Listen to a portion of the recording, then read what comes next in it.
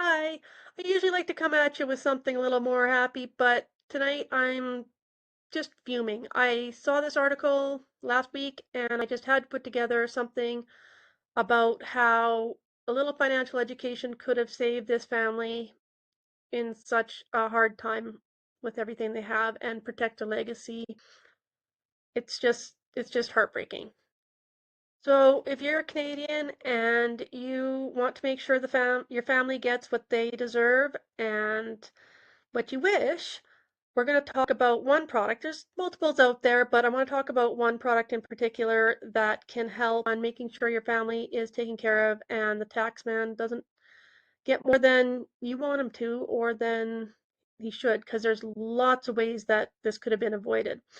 So, quick disclaimer, it does discuss that there's an over $600,000 tax bill, but it only gave limited details. It specifically mentioned RRSPs, a cabin, and a house. It doesn't say what they were invested in, but as you'll see, if they had have used what I'm going to talk about, which is segregated funds, then even in an RRSP, which totally can be, they could have avoided a huge amount of this mess. And it really would have made a difference for this family and could protect and maintain your legacy. So remember, every situation is unique. I'm just giving an overview and a pretty simplistic one on a strategy that you should at the very least, talk to your financial professionals about when you're planning your legacy. Okay, so as it said in the article, both parents passed away in the same year, not at the same time, but during the same 12-month period. And their daughter was left not only to deal with that, but with a massive tax bill with capital gains and legal headaches instead of her getting the assets or the inheritance she wanted her to. And this all could have been avoided with a little more financial education. It's just so frustrating to see this over and over again. So I want to shed some light on what Canadians can do to help through this. And the worst thing about the whole situation is it's not a rare situation. This one got in the news because it was a large amount of money, and a lot of people don't realize it. But the fact is, the tool I'm going to teach you about is um, quite often overlooked, and I'll explain a little more on that on the next slide as well. Okay, so as it said in the article, both parents passed away in the same year, not at the same time, but during the same 12-month period. And their daughter was left not only to deal with that, but with a massive tax bill with capital gains and legal headaches. And this all could have been avoided with a little more financial education. It's just so frustrating to see this over and over again. So I want to shed some light on what Canadians can do to help through this. The worst thing about the whole situation is it's not rare. This one got in the news because it was a large amount of money, and a lot of people don't realize it. But the fact is, the tool I'm going to teach you about is um, quite often overlooked product for helping pass the legacy. So the product that I'm talking about is what's called a segregated fund. Okay, so this is a product that goes inside of a vehicle like a RRSP or a TFSA account. It can go in any type of account out there, really. And the thing about it is that it can only be sold by someone who is a life insurance licensed professional. Okay, everything in Canada, all life insurance products, including segregated funds, completely bypass probate, the whole probate process where the final taxes for the person who has passed are figured out. And that's where they do capital gains. That's where there can be huge um, legal fees, and the tax burden to the next generation is comes quite often as a huge surprise for people. And so I wanted to get some more information out there.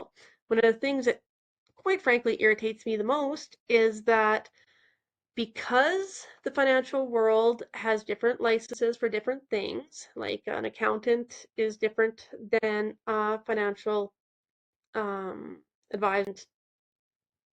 We do similar things, that they are interlinked, but they're not exactly the same.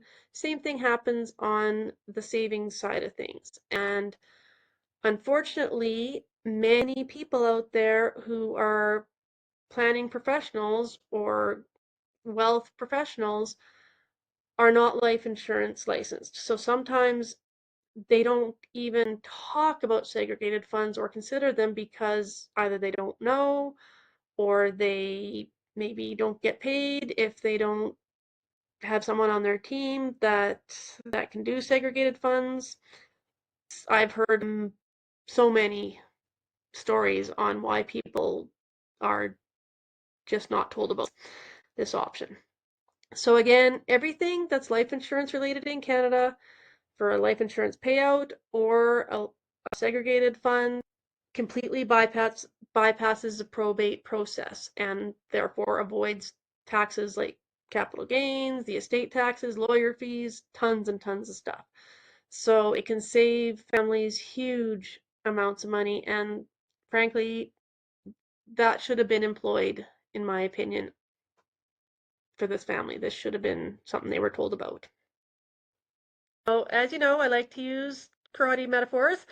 And so what I call this process is a block or a shield to help your family in their financial self-defense. So 3 steps, try to keep it simple. Know what you have and how it will be taxed is step number 1.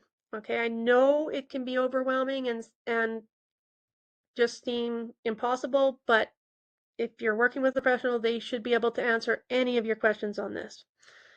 Step number 2, get help building a custom legacy protection plan. A lot of people think legacies are only for the wealthy. They're not. You can leave a legacy for your family no matter what the bank account balance is that you're leaving. Step 3, lock it in and make sure you keep it updated. We've all heard that we should all have a will, but not everybody fully understands that that's not the only thing you need. Going into just a little bit more detail, first step is kind of the scariest part. I call it ripping off the Band-Aid. You're going to want to make a list of every account that you have and every investment that is inside of it. Okay, so RRSPs, LIRAs, TFSAs, those are just account types and they determine how a product is taxed when you're withdrawing it or inside a probate at any point. Okay, but there's investment products inside, mutual funds, segregated funds, stocks, private wealth management. There's all sorts of different products that are out there. Okay, write down who owns it, who you have set up as beneficiaries, and what you would like to happen if the worst case something happened tomorrow.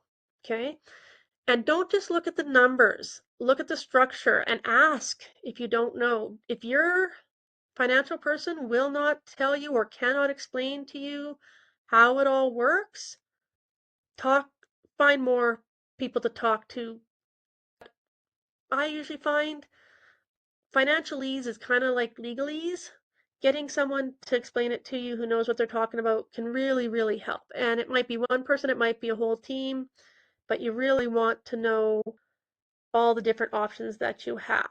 You want to make sure that you have all the details gathered up and organized, and then create a plan to know what's going on. So again, this isn't just for wealthy people. In the example, yes, they had $600,000 in RRSPs that they expected to go to their family and instead got eaten up by taxes, but it can make a huge difference just having a plan emotionally and financially for your beneficiaries, whether that's family, charities, whatever you care about and want to be impacted when you're no longer around. So when it comes to building your plan, you want to obviously work with a licensed professional, and an accountant is one of those. They can help estimate taxes, capital gains, with capital gains taxes, legal fees, worst case scenarios, so on and so forth. Make also a really key part that I really can't stress enough is make sure your professional is licensed in more than one specialty or has a team that helps cover all the different bases. So Make sure you do your research not only on the different products, but also on who you're working with, and don't be afraid to get a second opinion.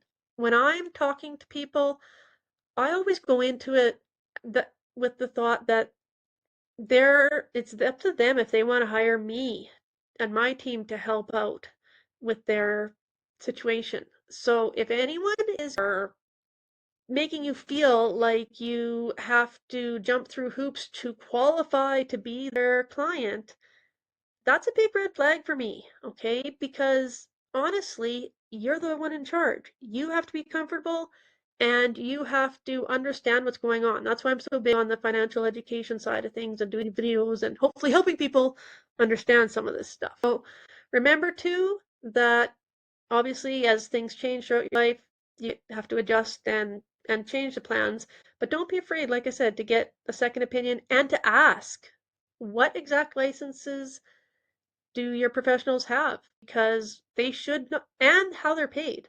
They should have no problem whatsoever explaining those to you in terms that you understand. I should do another video on red flags and yep, and green flags for for advisors for what I would use. All right, so on to step 3, lock it in and keep it updated. Okay, make sure you review the plan regularly. Like we said, things can change, beneficiaries designations can change, big life changes can happen, and there might be new grandbabies decided to help out your kids before you pass, so you give them some money, all sorts of stuff like that. You really want to review regularly. Don't put it in a drawer and never think about it. Another big one, it seems not really that fun, and it really isn't, but communicate your plans to your family. Keep documents as organized as you can. It's not always fun. And ensure your financial plan matches your will. A lot of people think that, oh, well, I have a will, so everything's taken care of.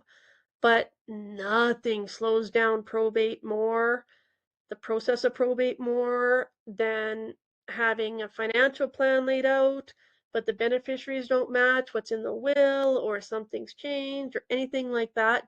Just adds extra stress and heartache. All right? So the will isn't the be all and the end all. It's very important, don't get me wrong, but make sure everything matches and keep it up to date.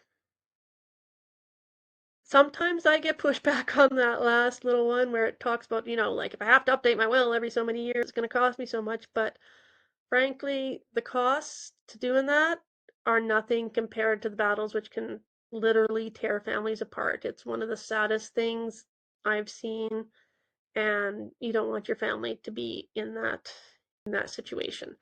So if you don't have a huge amount, maybe you don't have to do it as often. Maybe you could put in things like split equally, phrasing like that. But just make sure that you have your plan and you review it every few years, if nothing else, with your professionals. So I wanted to bring in example I use with my own client files. This one is just one of many, many times I've used this. So what happened is the example I picked, they happen to have similar numbers as this couple. They had theirs in RRSP accounts and liras and traditional mutual funds. They had never heard of segregated funds for some of the reasons I had mentioned, right? Just not something that was covered by their previous professional. So what we did is, yes, we looked at their RSPs and liras and moved them into some other investment products, but we also created small RRSPs, liras, every account type they had, because there are some rules about how old you can be to create them and stuff like that. And we wanted to get the accounts opened and active before those windows were closed. So every company has its own rules like that. So it's really important that whoever's doing your segregated funds also knows the rules for which ones they're recommending. So we created smaller segregated funds just so that they were open. Just put in them a little bit extra to cover the funeral, to give the kids some money for time off work while they're dealing with everything, and have just a little bit more freedom where they didn't have to worry about money stuff while they were dealing with parents passing. Okay. As they got older and wanted less risk, we shifted more from their other private wealth management portfolios into the segregated funds. That was because they were kind of taken a little bit off the table, becoming less aggressive, but they wanted to make sure they covered the tax implications, just like this poor family faced out in Ontario.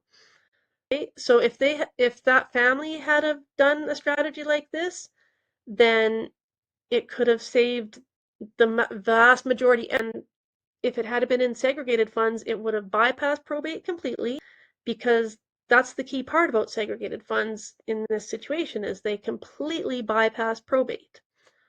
A check gets written to the family immediately upon the death of the account holder, usually within a couple of weeks. We calculate with this family that their kids would get obviously way more, and the legal fees were less than half of what they would have been if we had left it. They also had a house and a cabin and capital gains. So very similar situation, but they're still here, which is awesome. But no matter what, we're reviewing this, and it's a plan that's going to take care of the family, make sure their wishes are taken care of. So just the big mistake that unfortunately this family in Ontario weren't told about the benefits of segregated funds. There are other ones besides bypassing probate, but I didn't want to confuse matters, and I just wanted to stick to bypassing the probate is a key feature of all segregated funds in Canada. They cannot be taxed.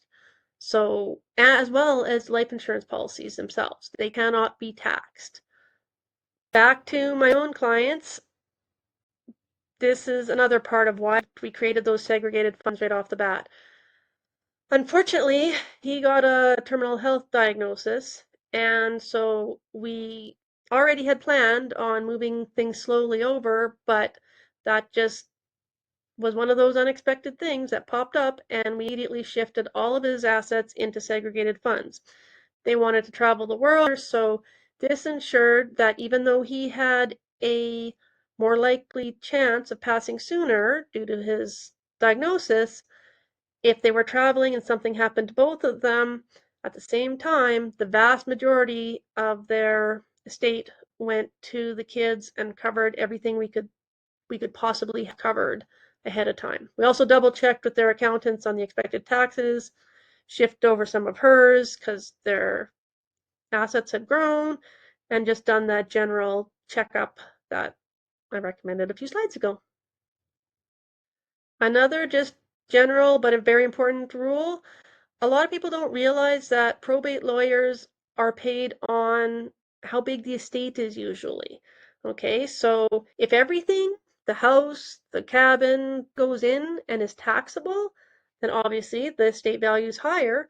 So if they're paid on a percentage, the legal fees are much higher, right? The legal fees, if some of that money is protected and bypasses the probate completely, the legal fees are significantly less, half estimated for my family, and as we move more and more into segregated funds, it's less will be in that estate itself. The lawyers might not like me saying that, but my thing is my clients. So just some key points to remember. Life events, they're called accidents for a reason. Nobody wants to think about it, but don't put off making a plan, okay? This isn't about only important for the super rich, even though we use some pretty big numbers and that's what was in the news. It's thinking ahead, knowing all your options, and making sure you know all your options and the qualification of your professionals, and making sure your assets end up where you want them to go, to your family, to a charity, whatever. Maybe you want to create a foundation or a scholarship. But the key is the courts don't get to decide. Again, make sure at the very least you also have a will, because that's the backup plan. Worst case, if nothing is done, the government, i.e. the courts, will decide where your money's going, and that, again, not the fastest and is not what you may have wanted. Sometimes when I bring this up with clients, this planning can seem morbid and overwhelming, but it can be one of the greatest gifts you can give your family. It can give peace of mind, it can help you feel good because you know things are going to go smoothly, and it's one less challenge when they're trying to deal with one of the most difficult times in their lives. Losing a parent is hard enough. Why add any extra stress if you can't? And unfortunately, we all plan to be invincible, but reality is we're not. And starting on this plan earlier will just make it that much easier to continue later on. Don't even wait till your 50s or 60s to get on this if you can. Okay, try getting at least a basic plan as soon as you can so you know what you got started and then just build from there. So if you like this video, I know not the most cheerful topic, but if you like this type of education, please subscribe. I also have a free community that's got exclusive events, courses, tips, strategies, and support. You can scan the QR code on there, and I'm putting more and more up on YouTube here. I just want people to understand and have a starting point. Okay, I am putting together a much larger presentation. I'm going to do a webinar on this particular topic because it just hits so close to home. Subscribe, you'll get notifications on when new videos show up, and it's all free. Down the road, there'll be some advanced courses and stuff like that, but I'm here to help any way I can. I am licensed in Canada. I'm based out of Saskatchewan, but have licenses in multiple provinces and teammates in all the rest. So I can help you out. Hopefully you found this useful. I'm also there getting help putting together equivalent program in the States as I'm expanding down there soon too. Have a great night, and I hope you really give some thought to at least getting a checkup on your financial situation.